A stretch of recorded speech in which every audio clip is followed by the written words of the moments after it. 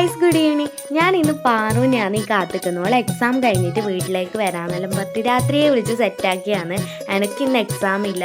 ഓള് വരുമ്പോഴേ കോയക്കപ്പുളിയെല്ലാം പറിച്ചിട്ടാണ് വരുന്നത്. പിന്നെ ഞാൻ പറഞ്ഞിട്ട് അമ്മ എക്സാം എല്ലാം എങ്ങനെയുണ്ട്, നല്ല എക്സാം എന്നാണ് പറഞ്ഞത്. പിന്നെ നമ്മൾ അടിയിൽ ഇരുന്ന് വർത്താനം പറയുന്നതിൻ്റെ ഇടയ്ക്ക് ഓൾ എന്നോട് ചോദിച്ചു അലോട്ട്മെൻ്റ് എല്ലാം എങ്ങനെയാണ് +1 എല്ലാം പറഞ്ഞാൽ നമ്മൾ അത് ഇങ്ങോട്ടും പറയലായിരുന്നു. പിന്നെ ഞാൻ വേഗം പോയിട്ട് കുളിച്ച് നമ്മൾ റെഡിയായി. പിന്നെ നമ്മൾ മുകളിൽ പോയിട്ട് കുറേ സമയം ഇരുന്ന് അടിയെ വർത്താനം പറഞ്ഞിരുന്നു കേട്ടോ. അവിടെ നല്ല കാറ്റുണ്ടായി, നല്ല പാങ്ങുണ്ടായി അവിടെ ഇരിക്കാൻ വേണ്ടിയിട്ട്. പിന്നെ സമയം പോയതേ അർത്ഥം. ഞാൻ ഓളും എന്തെല്ലോ പറഞ്ഞിട്ട് ഇങ്ങനെ ചിരിക്കുകയായിരുന്നു. ഞാൻ എന്തെങ്കിലും പറഞ്ഞാൽ അവൾ അന്നാട് ചിരിക്കും. അവൾക്ക് നമ്മൾ പറയുന്നതായിട്ട് ചിരിക്കാനാണ് നമ്മൾ എന്തെല്ലോ പറയല്ലേ. അതേപോലെ നമ്മൾ കുറേ നേരം വർത്താനം പറഞ്ഞിട്ട് പിന്നെ ഫോട്ടോ വീഡിയോ എടുക്കാനായിട്ട് റെഡിയായിട്ട് അവിടെ പോയിട്ട് കുറച്ച് ഫോട്ടോസും വീഡിയോസും എല്ലാം എടുത്തു. അപ്പോൾ തന്നെ 2:30 ആയിട്ടുണ്ടായിരുന്നു. സമയം പോയതേ അറട്ടാം. പിന്നെ ഞാൻ നോക്ക് വേഗം ചോറ് കൊടുക്കാൻ വേണ്ടിയിട്ട് നിന്നു. അച്ഛൻ വെണ്ടക്കയെല്ലാം വറുത്ത് വെച്ചിട്ടുണ്ടായി. നമ്മളെ കാണാത്തതുകൊണ്ട് അച്ഛൻ വേവിച്ചോട്ടാ.